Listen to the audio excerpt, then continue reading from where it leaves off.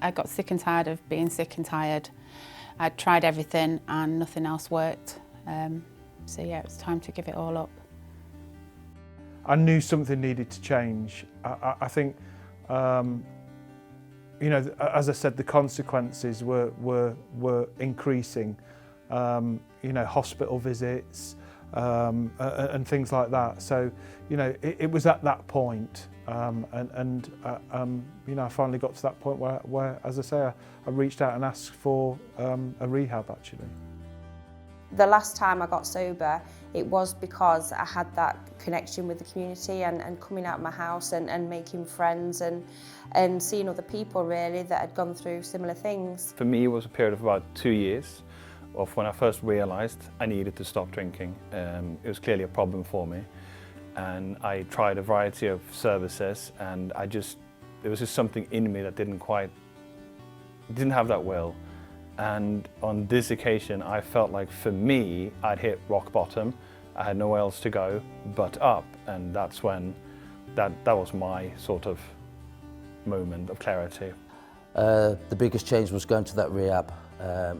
It was an all-men's rehab, and for the first time in my whole life, growing up and as a teenager, for the first time I felt part of, and I felt like I belonged, and I felt like I'd found my home, and I felt loved, and I didn't feel ashamed, and I didn't feel guilty, because there was a lot of people that were sharing other stuff that I'd done through addiction. So that was kind of where it started for me, to be fair. But it's definitely been peer support, I think. I think peer support is key to recovery. It's a big journey. It's not something you can do on your own.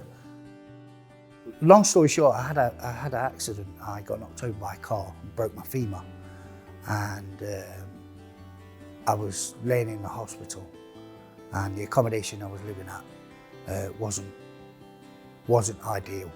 It was a shared house, and I didn't want to go back. So I phoned my key worker. My key worker actually phoned me and told me he could get me in a rehab. And that was it. I was like, you know what? I've tried everything else. I can't do this on my own.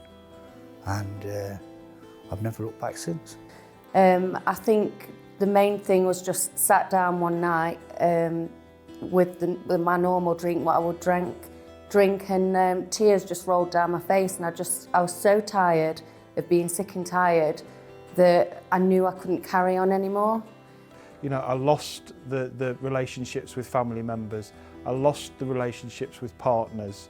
I lost material things in my life. Health was deteriorating rapidly. And finally, I was sort of reduced to a plastic bag with, you know, a couple of items of clothes in, with nowhere to go, sofa surfing, on the point of being street homeless. And it was sort of at that point, you know, in a way I sort of see that as a rock bottom. You know, the lowest point for me would be, you know, missing out on them 5 years with my children, because my addiction became so unmanageable and so risky, and everything that was involved with it.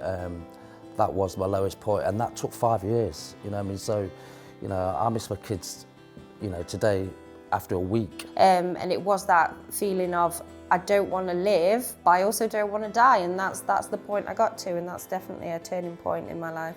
I've always used substances to try and fit in and feel normal, and be more confident in myself, because I never had that from an early age. I started using in high school, and have done throughout my life until like one substance or another, and then it got to a point where it wasn't working anymore. Nothing was working, and I was very, very ill. I thought I knew about addiction. I thought it was a choice. I thought I could stop at any time. And really, I believed that once you became detoxed from your substance, once it was out your system, you'd be fixed and you could go back to your ordinary life. And I was massively, massively mistaken. I knew nothing about addiction. And Yeah, so that's when I knew I needed something more.